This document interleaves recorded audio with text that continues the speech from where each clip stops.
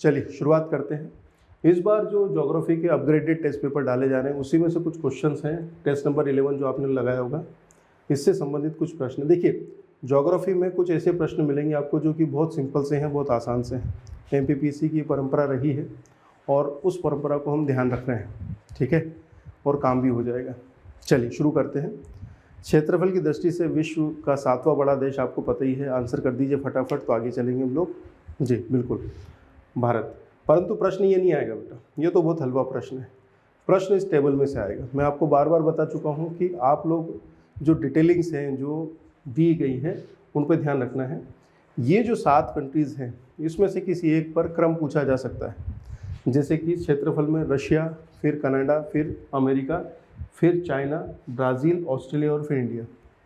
विश्व के 7 बड़े देशों के लिए ये एक मैपिंग, एक बार डायग्राम के माध्यम से आपको बताया है, तो इसको ज़रूर आप क्लिक करिएगा, इससे आपको फ़ायदा मिलेगा।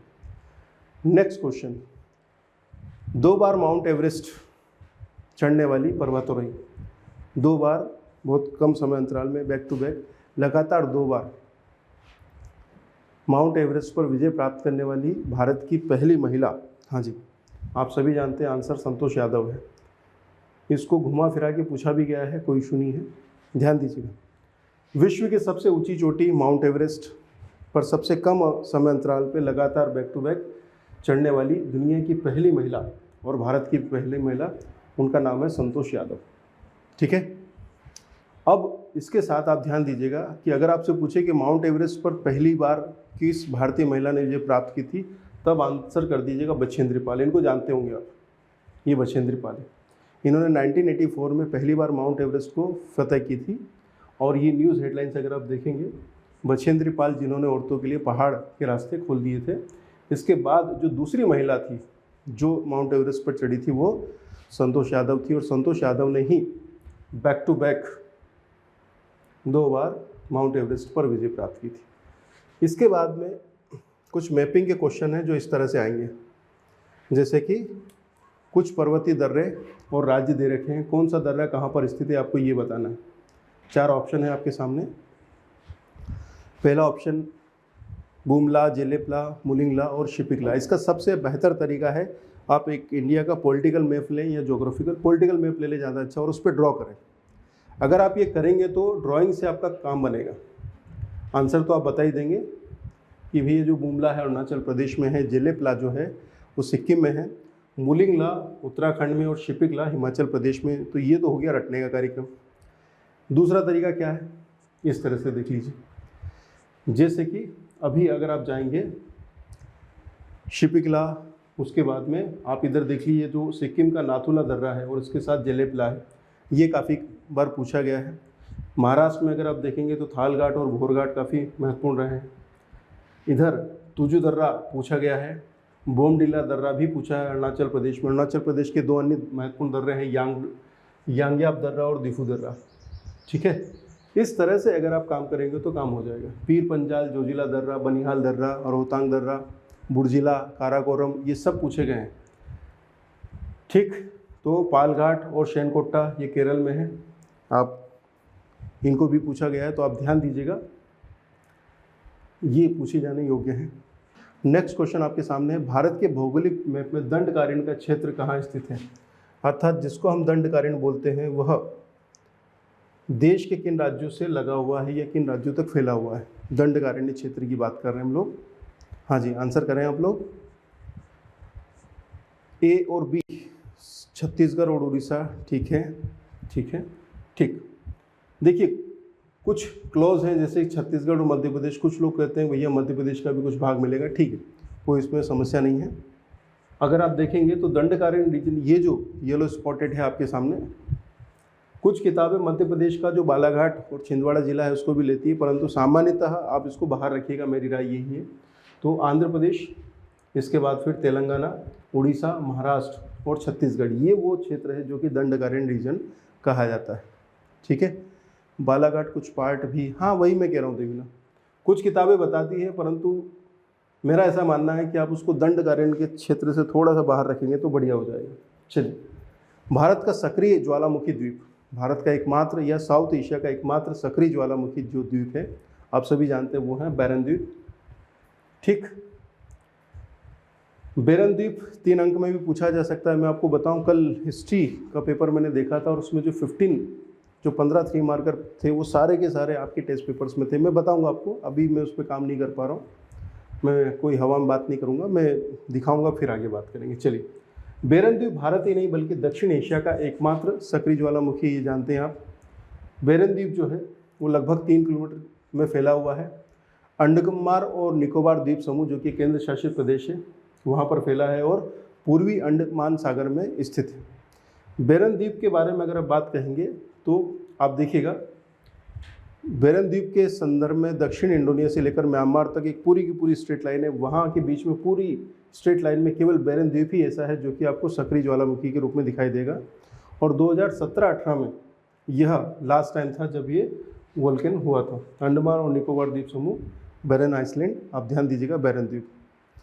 ये प्रश्न कई बार पूछा गया है और आप कभी भी देखिएगा ये एग्जाम में आके बैठ जाएगा आपके सामने।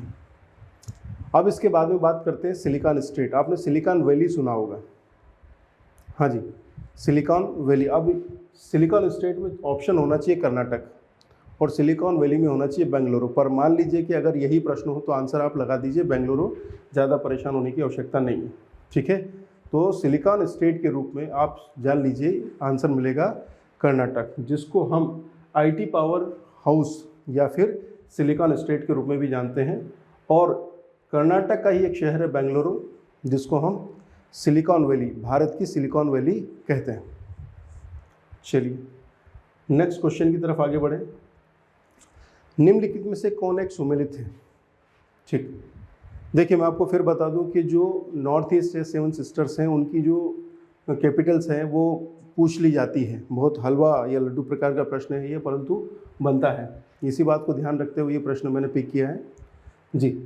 कौन सुमेलित है? आंसर अधिकांश बच्चे सही कर रहे हैं, बिल्कुल सही बात है। सीधे मैप पे आ जाते हैं। इसका काम देखिए, असम की राजधानी दिसपुर है, मेघालय शिलांग है, मिजोरम की आइजोल है और नागालैंड की कोहिमा है। ये तो पता ही आपको, बचपन से रटा हुआ है। बस करना क्या है, इसको मैप पर भी थोड़ा सा समझ लीजिए। जैसे कि सिक्किम में बैठे हैं तो गंगटोक हो जाएगा, अरुणाचल प्रदेश ईटानगर, ठीक है, असम की गुवाहाटी, मेघालय की शिलोंग, त्रिपुरा के लिए आपको अगरतला जाना पड़ेगा, मिजोरम के लिए आइजोल, मणिपुर के लिए इम्फाल है और नागालैंड के लिए कोहिमा है। ठीक है, ये मैप आपके काम का है। आप चलते फिरते इस मैप का उपयोग करें अपने मोबाइल पे और लगातार देखते रहें। मैं अधिकांश ज्योग्राफी के क्वेश्चंस में मैप का उपयोग कर रहा हूँ ताकि आप लोग उसी को देख भर के भी काम चला सकते हैं। जैसे कि अभी मुझे सुबह रिवाइज करना था, 5 मिनट में 25 क्वेश्चंस मैंने देख लिए थे। ये ऑप्शंस आपके मोबाइल पे हैं, आप कर सकते हैं इसको। भारत में संथाल जनजाति कहाँ निवास करती है? हाँ जी, उत्तर भारत, दक्षिण भारत, पश्चिमी भारत या पूर्वी भारत? आसान सा प्रश्न है, ज़्यादा परेशान होने की। अगर आपको संथाल विद्रोह भी पता है तो भी आंसर हो जाएगा आपका। ठीक, संथाल जनजाति मुख्यतः भारत के पश्चिमी राज्यों में पश्चिम बंगाल, बिहार, उड़ीसा और झारखंड क्षेत्र में निवास करती है। ये जो एरिया आप देख पा रहे हैं हाईलाइटेड, डेंसिटी में जरूर अंतर आएगा परंतु ज़्यादा परेशान होने की आवश्यकता नहीं। ये जो क्षेत्र है यहाँ पर आपको संथाल जनजाति देखने को मिल जाएगी पूरा का पूरा। ठीक भैया, चलिए संथाल रीजन मैंने आपको बता दिया। संथाल विद्रोह, सिद्धू और कान्हो पता ही आपको। अब आ जाइए कुछ जनजातियों के बारे में फिर से, और मूल राज्य किन राज्यों से संबंधित है, जैसे थारू, भील, गद्दी तथा मुंडा। भील देखना है तो कहाँ जाएंगे आप लोग? मध्य प्रदेश ऑप्शन नहीं दे रखा है, ध्यान दीजिएगा, है ना। मुंडा देखना है तो कहाँ जाएंगे? थारू, गद्दी। भील जनजाति अगर आपको देखनी है तो ये मध्य प्रदेश, राजस्थान और महाराष्ट्र में पाई जाती है। ऑप्शन यहाँ पर राजस्थान दे रखा है, तो बी का आंसर हो गया ए। तो बी का अगर आंसर हो जाएगा तो ये भी गया और ये भी गया। अब ए का 4th हो जाएगा। थारू जनजाति जो है वो आपके उत्तर प्रदेश में मिल जाएगी।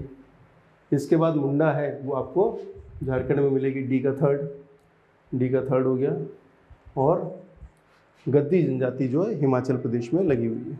ठीक है, हो गया है आंसर, बिल्कुल सही बात है। जैसे मैंने सॉल्व किया ऐसे आप लोग भी करते होंगे होपफुली। थारू जनजाति उत्तर प्रदेश में है। इसके बाद भील जनजाति जो है वो आपको राजस्थान में मिलेगी, गद्दी हिमाचल प्रदेश में, मुंडा झारखंड में।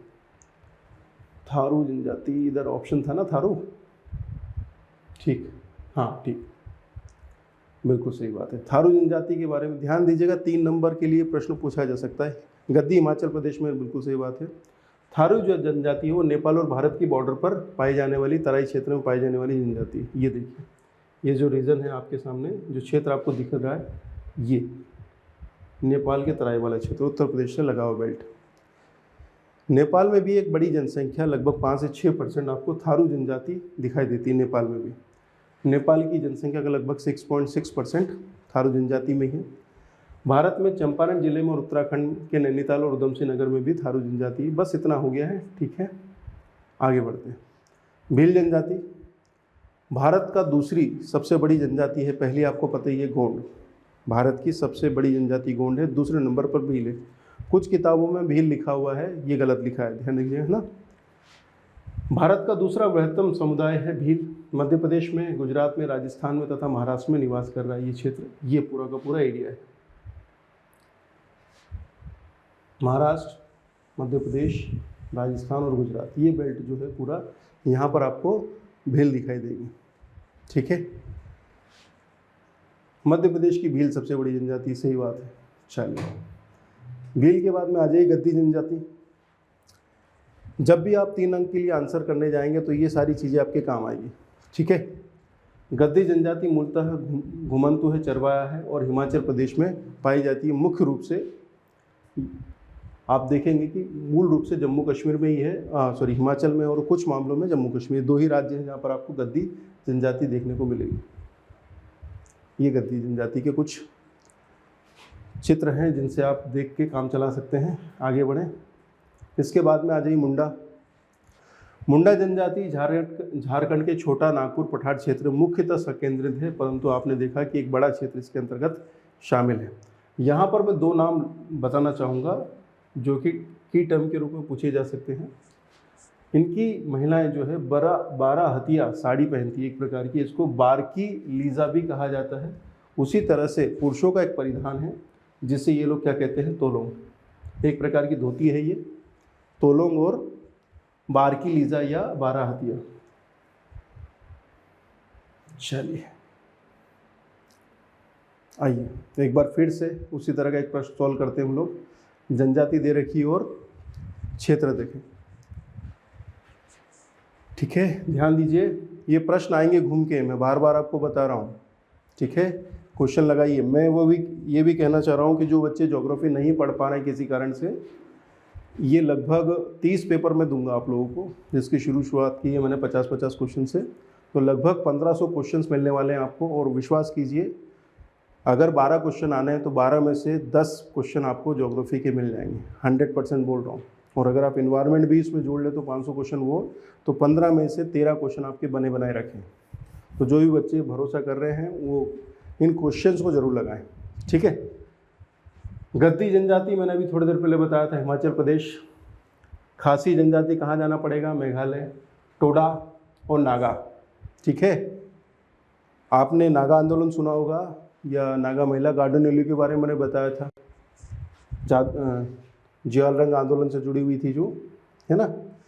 गद्दी जनजाति मेघालय की है, टोडा हिमाचल प्रदेश की, खासी मणिपुर में और नागा तमिलनाडु, यही है, ठीक है। तमिलनाडु तो नहीं होना चाहिए, तमिलनाडु नहीं होना चाहिए। गद्दी हिमाचल प्रदेश है, टोडा तमिलनाडु है, टोडा तमिलनाडु। तमिलनाडु भी क्या बेटा, जो नीलगिरी क्षेत्र है, नीलगिरी जो क्षेत्र है वहाँ पर काम करना पड़ेगा। टोडा क्षेत्र जो है, ये टोडा जनजाति है, वो नीलगिरी क्षेत्र में पाई जाती है मूलतः। और नीलगिरी की पहाड़ी अगर आप देखेंगे तो तमिलनाडु और कर्नाटक तक फैली हुई है, और एक हिस्सा उनका केरल में भी है, जैसे मैं आपको ये मैप के थ्रू बताना चाहता हूँ। ये देखिए, ये हमारा नीलगिरी रीजन है, नीलगिरी की पहाड़ी। एक प्रश्न ये भी आया था कि पूर्वी घाट और पश्चिमी घाट कहाँ जाकर मिल रहे हैं, ठीक है, उस पर भी ध्यान दीजिएगा। तो तमिलनाडु, केरल और कर्नाटक, ये रीजन आपको, यहीं पर आपको टोडा जनजाति देखने को मिलेगी। टोडा मूलतः चरवाहा जनजाति और इनको भैंस बहुत प्रिय है, ठीक है। इनको भैंस या भैंस पालन बहुत ज़्यादा करते हैं। 3 नंबर में टोडा जनजाति अगर लिखे तो ये 2-3 चीज़ें लिख दीजिए, आपका काम रखेगा, काम हो जाएगा। इसी तरह से मैं कोशिश कर रहा हूँ कि आपको यहीं पर बताता चलूँ कि कौन कौन सी चीज़ें आपके काम की हैं। खासी जनजाति 3 अंक में पूछी जा सकती है। खासी जनजाति आप जानते हैं कि यह जो है मेघालय रीजन में आपको देखने को मिलेगी, पूर्वोत्तर भारत में। और जनजातीय क्षेत्रों या खासी, गारो खासी पहाड़ियाँ आपने देखी होगी। हाँ, ये देखिए, इसको मैं थोड़ा सा और छोटा कर देता हूँ। अगर आप देखेंगे तो ये जो रीजन है, यहाँ पर गारो आता है, फिर खासी आती है, फिर जयंतिया। गारो, खासी, जयंतिया, ये क्षेत्र आता है पश्चिम से पूर्व। ये प्रश्न भी पूछा गया है, ठीक है। तो गारो, खासी, जयंतिया पहाड़ियों में ये जो क्षेत्र है, यहाँ पर आपको खासी ट्राइब्स देखने को मिलती है। खासी लोग हैं, ये भी कृषि करते हैं, ठीक। चलिए बताइए, और जूमिंग कृषि पर ज़्यादा फोकस है। इसके बाद में नागा जनजाति पर बात कर लेते हैं। जो नागा ट्राइब्स हैं हमारी, वो मुख्यतः नागा पहाड़ियों, नागालैंड क्षेत्र में है। इसके अतिरिक्त मणिपुर में भी और मिजोरम में भी देखने को मिलेगी। कुछ भाग में असम, अरुणाचल प्रदेश में भी है, मूलतः नागालैंड क्षेत्र में। उसके बाद अगर देखना है तो मणिपुर में चले जाइए, ठीक है। ये देखिए, मूलतः जो क्षेत्र है वो है नागालैंड। और थोड़ा सा मैं इसको छोटा कर देता हूँ तो पूरा मैप आपको दिख जाएगा। हाँ जी, ये जो क्षेत्र है नागालैंड वाला, यहाँ पर आपको दिखाई देगा। और ये जो दक्षिणी भाग है मणिपुर से लगा हुआ, तो फर्स्ट पोजीशन नागालैंड में है, दूसरा मणिपुर में है। इसके बाद में कुछ क्षेत्र आपको मिजोरम में दिखाई देगा, जहाँ पर नागा जनजाति आपको देखने को मिलेगी, ठीक। और उसके बाद में कुछ क्षेत्र आपको असम या जनजाति आपको असम क्षेत्र में भी देखने को मिलेगी, ठीक है बच्चों। ये कुछ ऐसे प्रश्न थे जो कि काफ़ी महत्वपूर्ण थे। इसके बाद हम और आगे बढ़ते हैं, एक एक करके बढ़ते हैं। भागीरथी तथा अलकनंदा नदियाँ, देखिए गंगा भारत में जो नदी तंत्रों की बात करें तो गंगा नदी तंत्र उत्तर भारत में, उसके बाद ब्रह्मपुत्र नदी तंत्र, उसके बाद में प्रायद्वीपीय नदी तंत्र। ये 3 महत्वपूर्ण नदी तंत्र हैं। और उसमें जो सबसे ज़्यादा कॉम्प्लिकेटेड प्रश्न बनते हैं वो गंगा नदी तंत्र से बनते हैं, और ख़ासकर वो क्षेत्र जो कि मैं आपको बता रहा हूँ। तो यहाँ तैयार अपनी रखिएगा और कोशिश करिएगा कि मैपिंग का काम करते रहें। भागीरथी तथा अलकनंदा नदियाँ कहाँ मिलती है? हाँ जी, आंसर आप लोग सब बता ही रहे सही, ठीक है, वो है देवप्रयाग। गंगा का उद्गम या ओरिजिन आप जानते हैं, ये उत्तराखंड में है। उत्तराकाशी के गोमुकुट के निकट गंगोत्री हिमनद से होता है। इसको तब यहाँ क्या कह रहे हैं हम? भागीरथी नदी। तो भागीरथी कहाँ से निकली है? गंगोत्री से। उत्तराकाशी जिले में अलकनंदा नदी बह रही है, और ये पूर्ववर्ती नदी है, अर्थात हिमालय के निर्माण से पहले ही यह इस दिशा में बह रही थी। इसके कारण ये गहरे गार्ज का निर्माण करती है। ये प्रश्न भी पूछा जा चुका है। देवप्रयाग स्थल पर, जो कि उत्तराखंड के टिहरी गढ़वाल जिले में है, यहाँ पर भागीरथी और अलकनंदा नदी दोनों मिलती है। और इस संयुक्त धारा को यहाँ पर देवप्रयाग में हम क्या कहेंगे? गंगा। तो अलकनंदा तथा जो भागीरथी है वो देवप्रयाग में मिली, और इसको अब हम क्या कह रहे हैं? गंगा। इससे पहले गंगा का अस्तित्व नहीं है, तो देवप्रयाग से हम इसको क्या कह रहे हैं? गंगा। अलकनंदा का उद्गम अगर आप देखेंगे तो ये उत्तराखंड में ही संतोपथ ग्लेशियर है। संतोपथ ग्लेशियर से, वहाँ पर हिमाद्री से निकली है, और ये संतोपत्र से। अब आगे बढ़ते हैं। अलकनंदा की एक सहायक नदी है जिसको हम कह रहे हैं पिंडार, ये भी पूछी गई है, और ये उससे मिलती है कर्णप्रयाग में। Alaknanda plus Pindar equal to Karnaprayag. Karnaprayag में आपको अलकनंदा और पिंडार नदी दोनों को मिलेगी। इसके अलावा अलकनंदा की एक अन्य सहायक नदी है जिसको हम बोलते हैं मंदाकिनी। ये आपको रुद्रप्रयाग में मिलती हुई नजर आएगी, ठीक है। मंदाकिनी नदी के किनारे ही केदारनाथ स्थल विद्यमान है। ये प्रश्न भी पूछा गया है। हरिद्वार के निकट फिर ये पहाड़ों से निकलकर मैदानों में पहुंचती है। ये प्रश्न भी पूछा गया है कि कौन सा वो स्थान है जहाँ पर गंगा पहाड़ों को छोड़कर मैदानों की तरफ बढ़ती है, ठीक। देवप्रयाग में बता ही चुका हूँ। मंदाकिनी और अलकनंदा का संगम रुद्रप्रयाग है, ये भी बता चुका हूँ मैं। पिंडार और अलकनंदा का संगम जो है वो कर्णप्रयाग बता चुका हूँ। धौली गंगा व अलकनंदा विष्णुप्रयाग में मिलती है। और एक मैप इस मामले में आपकी सहायता करने वाला है जो कि मैंने डाल के दिया है, ठीक है भैया, इसको ध्यान दीजिएगा। विष्णुप्रयाग में धौली गंगा तथा अलकनंदा मिल रही है। इसके बाद में मंदाकिनी और अलकनंदा मिल रही है नंदप्रयाग में। नंदप्रयाग में मिल रही है। इसके बाद में कर्णप्रयाग में आप देखेंगे पिंडार मिल रही है अलकनंदा से। उसके बाद में रुद्रप्रयाग में मंदाकिनी तथा अलकनंदा मिल रही है। उसके बाद देवप्रयाग है, तो भागीरथी और अलकनंदा। ये अलकनंदा मुख्य धारा है, और ये है केदारनाथ स्थल जो कि मंदाकिनी नदी के किनारे है। बद्रीनाथ जो दिखेगा वो अलकनंदा के किनारे है, ये ध्यान दीजिएगा। इस तरह से आपको देखना है। तो धौलीगंगा, पिंडार और मंदाकिनी ये अलकनंदा नदियों की सहायक नदियां हैं, और अलकनंदा और इधर से भागीरथी देवप्रयाग में मिलती है, तब ये कही जाती है गंगा। ठीक, इधर यमुना नदी है जो कि यमुनोत्री से निकल रही है, मंदाकिनी जो है वो गंगोत्री के किनारे है। ठीक भैया, नदियों के बारे में ध्यान दीजिएगा, ये काम की है। और जो पिछली स्लाइड्स थी उसमें कई सारे प्रश्न थे जो कि पूछे गए हैं और आपके काफ़ी काम के। मानस नदी किस नदी की उपनदी है? हाँ जी, कौन सी वह नदी है जिसकी उपनदी है मानस? आईएएस प्रीलिम्स एग्जामिनेशंस में भी ये पूछा गया है जी। मानस नदी किसकी सहायक नदी है? आंसर पता ही है आपको, आंसर है ब्रह्मपुत्र। ये देखिए आप, ब्रह्मपुत्र का ओरिजिन तो आप जानते ही हैं, तिब्बत। जब ये भारत में पहुंचती है तो सबसे पहले सुबनसिरी इसकी ट्रिब्यूटरी के रूप में, फिर बरा नदी, और उसके बाद मानस और संकोश और तीस्ता। ध्यान दीजिएगा एक बार फिर से, सुबनसिरी, मानस, संकोश तथा तीस्ता पूर्व से पश्चिम की तरफ या पश्चिम से पूर्व की तरफ इनका क्रम पूछा जाता है। एक बार फिर से, पूर्व से पश्चिम, पश्चिम से पूर्व, ब्रह्मपुत्र की ट्रिब्यूटरीज। जैसे मैंने आपको बताया कि गंगा नदी तंत्र महत्वपूर्ण, उसी तरह से ब्रह्मपुत्र नदी तंत्र भी महत्वपूर्ण है आप लोगों के लिए, ध्यान दीजिएगा। सुबनसिरी, मानस, संकोश और तीस्ता ये इसके दाहिने तट से मिल रही है, और बाएं तट से जो मिलेंगी वो है धनसिरी तथा कोलपोंग, जो कोपिली भी कही जाती है। इसके अलावा अगर आप ध्यान दीजिएगा तो धिकाहू नामक एक अन्य नदी है जो कि बाएं तट से मिल रही है। इससे पहले लोहित, और उसके ऊपर अगर आप देखेंगे उत्तर में तो दिबांग या सैंग, ये भी इसकी ट्रिब्यूटरीज हैं जो बाएं तट से मिल रही है। अधिकांश मामलों में जो पूछी गई है वो दाहिने तट की ट्रिब्यूटरीज पूछी गई। जैसा कि प्रश्न आपके सामने पूछा कि मानस किसकी सहायक नदी है, किसकी ट्रिब्यूटरी है? आंसर है ब्रह्मपुत्र नदी की। ठीक, मानस जो मूलतः है वह भूटान से निकलती है और अरुणाचल प्रदेश में बुमला नामक स्थान पर भारत में प्रवेश करती है, और उसके बाद वह आगे बढ़ते हुए असम राज्य में प्रवेश करती है, और असम में ही वह 3 धाराओं में विभाजित होती है, और उसके बाद में वह जोगी घोपा नामक स्थान में पहुंचती है, और वहां पर वह ब्रह्मपुत्र में मिलती है। मानस की कुछ सहायक नदियां भी हैं, सब ट्रिब्यूटरी सी, जिसमें एक नाम है एई नदी। एई नदी जो कि असम के बंगपारी नामक स्थान से मिलती है, मानस से जाकर मिलती है फाइनली। मानस नदी पर अगर आप देखेंगे तो एक मानस वाइल्ड लाइफ सेंचुरी भी है जो कि असम राज्य में स्थित है। ये वो प्रश्न है जो कि मानस नदी से बनते हैं। अब आइए दक्षिण भारत के नदी तंत्रों में बात करते हैं। तो गंगा नदी तंत्र देखा, ब्रह्मपुत्र नदी तंत्र देखा, अब प्रायद्वीपीय नदी तंत्र चलते हैं या दक्षिण भारतीय नदी तंत्र की तरफ देखते हैं। तो मुख्य नदी और उसकी सहायक नदी मिलकर एक प्रारूप निर्माण करती है जिसको हम अपवाह तंत्र के रूप में देखते हैं। ठीक, तो किस प्रकार का अपवाह तंत्र आपको देखने को मिलेगा? अगर आप फिजिकल ज्योग्राफी पढ़ेंगे तो आपको इस प्रश्न का मूल भाव समझ में आ जाएगा।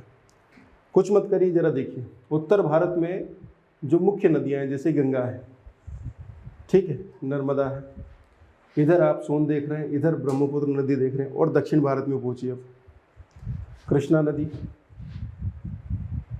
अब नीचे आ जाइए थोड़ा, कृष्णा कावेरी देख ली। अब ये देखिए, ये है वृक्षनुमा नदी तंत्र।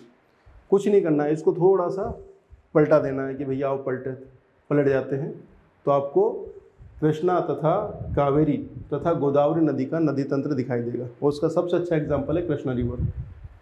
ये है वृक्षीय प्रकार का, ठीक है, एक ऐसा सिस्टम जो कि आप ट्रिब्यूटरीज के रूप में देख सकते हैं यहाँ पे। निम्नलिखित में से कौन सी नदी दामोदर नदी की सहायक नदी नहीं है? हाँ जी,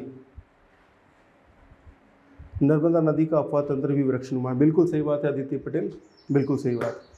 हाँ जी, बाराकर नदी के बारे में बात कर रहे हैं। कौन सी नदी दामोदर नदी की सहायक नदी नहीं है?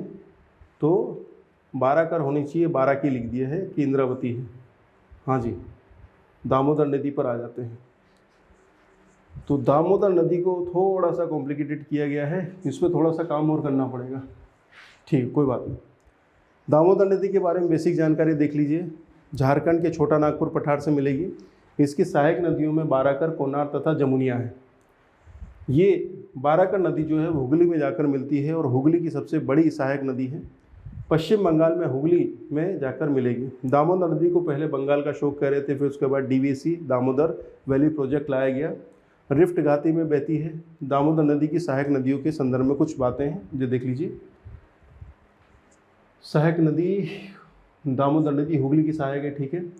छोटा नागपुर पठार हो गया, पश्चिम बंगाल में बहती, ठीक है। ये बेसिक जानकारियाँ हो जाएगा।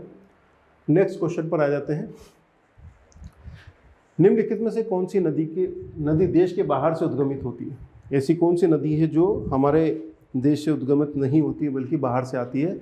आंसर पता ही होना चाहिए आपको। आंसर आ गया है बच्चों का, जगदीश नामदेव का आंसर आ गया है, पूनम विश्वकर्मा का भी आ गया है, दारा सिंह कटारा का भी आ गया है, पवन नागर का भी है, ठीक है। अंदाज़ा है आपको कि सतलज नदी तिब्बत यानी कि वर्तमान चीन से होकर निकलती है।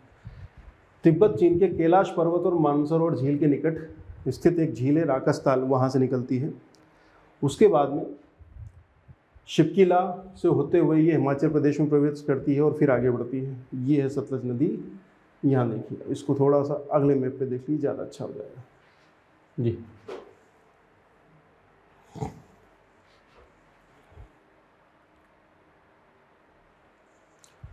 चलें सतलज को लेके तिब्बत से चलें, फिर हम पहुंच गए भारत में और फिर ये आगे बढ़ रही। यहीं पर आपको व्यास नदी इसमें मिलती हुई नजर आएगी। चलो व्यास आ जाओ, व्यास नदी आकर मिल गई है, ठीक। सतलज की फिर धारा जो है वो आगे बढ़ेगी। सतलज से आकर यहाँ पर मिलेगी आपकी चिनाब, ठीक है। ये आ रही है चिनाब। अब चिनाब से कई नदियाँ जुड़ी हैं, जैसे कि झेलम आकर मिली है, इधर रावी मिली है। हम आगे बढ़ा रहे हैं ना, फिर ये आगे बढ़ेगी सतलुज, फिर आके मिल जाएगी सिंधु नदी में। सिंधु नदी आप देख पा रहे हैं कि एक अन्य मुख्य धारा से आगे बढ़ रही है, वो ये है।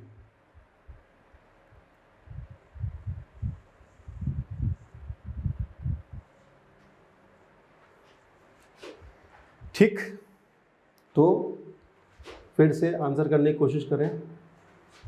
झेलम, चिनाब, रावी और व्यास, इनका जो उद्गम है ये भारत में ही है।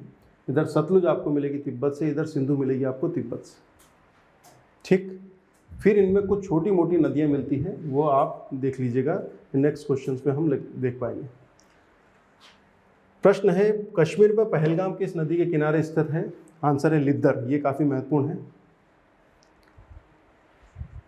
फिर से ध्यान दीजिए। कश्मीर में पहलगाम किस नदी के किनारे स्थित है? आंसर है लिद्दर। पहलगाम जो है वो लिद्दर नदी के किनारे मिलेगा। लिद्दर जो है वो झेलम की सहायक नदी है। देखिए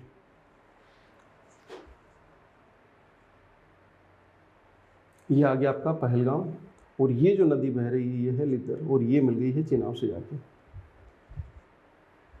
ठीक है। और फिर झेलम के किनारे आपको श्रीनगर मिलेगा और डल झील भी मिलेगी। ये देखिए दो मैप डाले हैं मैंने, इन दोनों का प्रयोग कर सकते हैं आप। जम्मू और कश्मीर जो अब केंद्र शासित प्रदेश है उसका प्रयोग कर सकते हैं आप। अगला नाम है फुल्लर झील। हाँ जी, फुल्लर झील स्थित है कहाँ पर? फुल्लर झील उत्तर प्रदेश के पीलीभीत जिले में है, और यहीं से आपको गोमती नदी उद्गमित होती हुई नजर आएगी। यह है पीलीभीत डिस्ट्रिक्ट, ठीक है, और यहाँ पर आपको फुल्लर झील मिलेगी, और यहीं से आपको गोमती नदी दिखाई देगी। गोमती नदी काफ़ी महत्वपूर्ण है, ठीक है भैया। और गोमती किसकी सहायक नदी है? गंगा नदी की सहायक नदी है। उत्तर पूर्वी मानसून के बारे में चर्चा कर लेते हैं। उत्तर पूर्वी मानसून से वर्षा प्राप्त करने वाला राज्य या तट कौन सा है ना? तट ही बता दें तो ज़्यादा बेहतर है। भारत में जो मानसून है वो दो तरह से है। एक है मई जून वाला, जिसको हम दक्षिण पश्चिम मानसून बोलते हैं। तो दक्षिण पश्चिम मानसून से जो दिशा होती है उत्तर पूर्व है, उसके बाद सितंबर अक्टूबर में लौटता है, जिसको हम लौटता हुआ मानसून बोलते हैं। तो उसकी जो दिशा होती है वो उत्तर पूर्व से दक्षिण पश्चिम की तरफ होती है, और ऐसी स्थिति में आप पहुंच जाएंगे कोरोमंडल तट, और वहाँ पर उत्तर पूर्वी मानसून से या लौटते हुए मानसून से वर्षा आपको दिखाई देगी, ठीक है, अक्टूबर से मार्च के बीच में। नेक्स्ट क्वेश्चन है आपके सामने, ध्यान दीजिएगा। निम्नलिखित में से किस मृदा में जल धारण करने की क्षमता सर्वाधिक पाई जाती है? अर्थात अगर उस पर सिंचाई कर दिए तो काफ़ी लंबे समय तक वहाँ पर आपको पानी स्थिर होता हुआ दिखाई देगा या नमी दिखाई देगी। क्वेश्चन नंबर 19, काली मिट्टी या रेगुर मिट्टी बोलते हैं हम लोग, रेगुर या काली मिट्टी, इसमें जल को धारण करने की तीव्र क्षमता पाई जाती है और जब ये पानी आ जाता है तो चिपचिपी हो जाती है और लंबे समय तक इसमें सिंचाई की आवश्यकता नहीं पड़ती है। जब ज़्यादा सूखा होता है तो ये आपस में ही टूट जाती है, इस तरह से बिखर जाती है। और कुछ लोग कहते हैं या फिर कुछ किताबों में मेंशन किया गया है कि वह मिट्टी जिस पर हल चलाने की आवश्यकता नहीं पड़ती, जो अपने आप स्वयं जुताई कर लेती है अपनी, वो काली मिट्टी। ब्लैक सॉइल के बारे में ध्यान दीजिएगा, 3 नंबर 5 नंबर में प्रश्न पूछे जा सकते हैं। चलिए, काली मिट्टी जो कि आप जानते ही हैं, दक्कन के पठार की बेसाल्ट चट्टानों से निर्मित है, मध्य प्रदेश, महाराष्ट्र, गुजरात बेल्ट में मुख्यतः पाई जाती है। काली कपासी मिट्टी या रेगुर मिट्टी भी बोलते हैं, कपास के लिए विख्यात है, वाइट गोल्ड बोलते हैं इसको। अगर आप देखेंगे तो ये महाराष्ट्र, उत्तर पूर्वी गुजरात, पश्चिमी मध्य प्रदेश, उत्तरी कर्नाटक, उत्तरी आंध्र प्रदेश, उत्तर पश्चिमी तमिलनाडु, दक्षिण पूर्वी राजस्थान क्षेत्र में दिखाई देगी। दक्कन ट्रेप बेसाल्ट जी। इसके बाद में इसके काला होने का इसमें मुख्य कारण है लोह तथा एल्यूमिनियम के जो तत्व हैं उनकी उपस्थिति। मैग्नेटाइट और हेमेटाइट की बहुत अच्छी बात है। ठीक है भैया, ये बेसिक जानकारियाँ हैं जो आपके लिए काम की हैं। आज का लास्ट क्वेश्चन है, तेजाबी मिट्टी को कृषि योग्य बनाना है हमें तो इसमें क्या डालना पड़ेगा? बस इतना ही प्रश्न है। तेजाबी मिट्टी को कृषि योग्य बनाने हेतु किस चीज़ का प्रयोग करेंगे हम? आंसर है लाइम, यानी कि चूना। अगर तेजाबी मिट्टी को में हम चूना मिला दें तो इससे हम लोग उसको कृषि योग्य बना सकते हैं। ठीक है, थैंक यू वेरी मच।